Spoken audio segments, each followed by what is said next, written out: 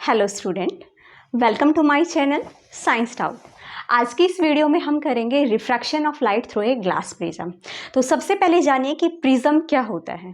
तो प्रिज्म जो है वो एक ट्रांसपेरेंट ऑब्जेक्ट होता है जो ग्लास का बना होता है, जिसके दो ट्रायंगुलर एंड होते हैं। एक एंड ट्रायंगुलर एंड ये है और एक इसके पीछे है।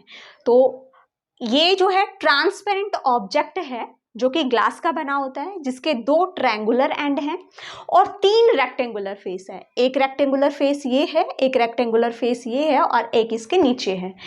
तो प्रिज्म जो है वो एक ट्रांसपेरेंट ऑब्जेक्ट है जो कि ग्लास का बना होता है, जिसकी दो जो हैं वो ट्रायंगुलर एंड हैं और तीन जो एंड है वो रेक्टेंगुलर एंड हैं। तो ये आपका प्रिज्म है। इस प्रिज्म को अपनी कन्वीनियंस के लिए हम सिंपलर बनाने के लिए इसको कन्वर्ट कर देते हैं एक ट्रायंगुलर शेप की प्रिज्म की से हम इसको दिखा रहे हैं।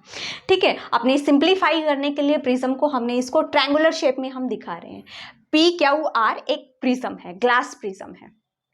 अब देखिए, हमने जब refraction of light through a glass slab किया था तो हमने देखा था कि जो इंसिडेंट रे है वो एमर्जेंट रे के पैरेलल है।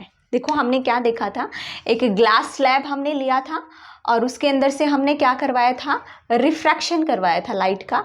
तो ये आपकी इंसिडेंट रे आई थी, ये इंसिडेंट रे है और ये जो है इंसिडेंट रे ये रिफ्रैक्ट हो गई थी। ठीक है, इंसिडेंट रे जो है वो क्या हो गई थी, रिफ्रैक्ट हो गई थी और रिफ्रैक्ट होने के बाद एमर्जेंट रे बाहर निकली थी। तो यहाँ पर हमने देखा था कि जो इंसिडेंट रे है वो पैरेलल है, ये इंसिडेंट रे है आपकी और ये क्या है, एमर्जेंट रे है। हमने देखा था कि इंसिडेंट रे जो है वो एमर्जेंट रे के पैरेलल है। क्यों पैरेलल थी भाई? क्योंकि जो इसके ऑपोजिट फेस है, ये जो फेस है ये इसके पैरेलल है। लेकिन क्या इस प्रिज्म के अंदर क्या आपको जो अपोजिट फेस है क्या वो पैरेलल दिख रहे हैं? क्या PQ PR के पैरेलल है? तो PQ PR के पैरेलल नहीं है। क्या F1 F2 के पैरेलल है? नहीं, F1 F2 के पैरेलल नहीं है, ये किसी एंगल से एक दूसरे के इंक्लाइंड है। ठीक है, तो यहाँ पर जब हम इनके अंदर से जब रिफ्रैक्शन करवाएंगे तो जो इंसिडेंट रे है और जो एमर्जेंट रे है वो एक दूसरे के पैरेलल नहीं होंगी। और क्यों पैरेलल नहीं होंगी? क्योंकि जो इनके जो अपोजिट फेसेस हैं वो एक दूसरे के पैरेलल नहीं हैं।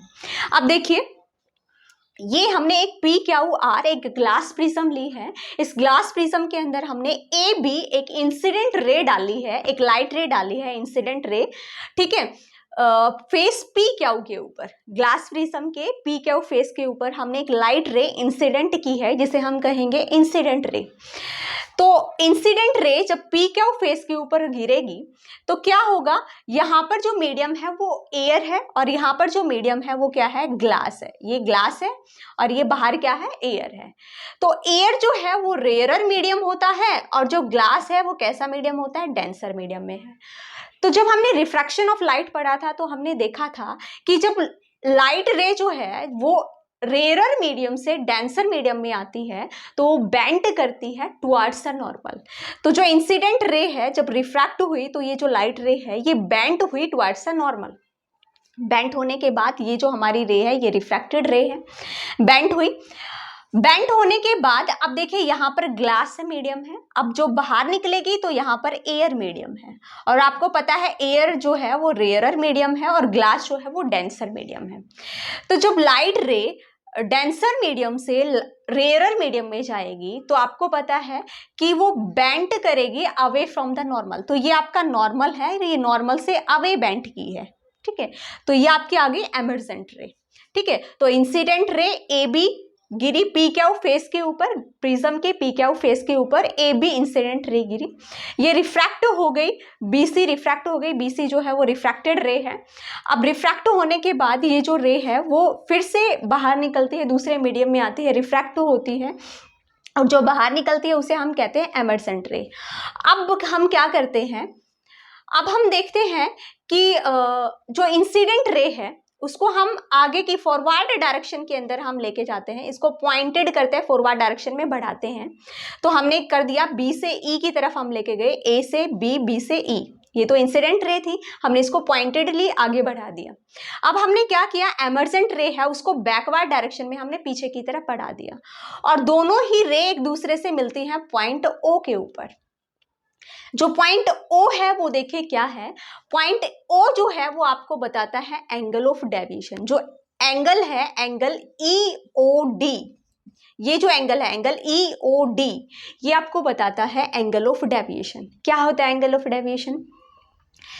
जो इंसिडेंट रे जो रिफ्रैक्टेड इंसिडेंट रे जो एमर्जेंट रे के साथ जब मिलती है तो एंगल बनाती है, उस एंगल को हम कहते हैं angle of deviation. Incident ray और एमर्जेंट रे को जब मिलाया जाता है तो जहां पर एंगल बनता है उस एंगल को हम कहते हैं एंगल ऑफ डेविएशन। दूसरी चीज क्या है, दूसरी चीज ये है कि जो इंसिडेंट रे है और एमर्जेंट रे है वो एक दूसरे के पैरेलल नहीं है। देखिए एक दूसरे के पैरेलल हैं? नहीं, एक दूसरे के पैरेलल नहीं है।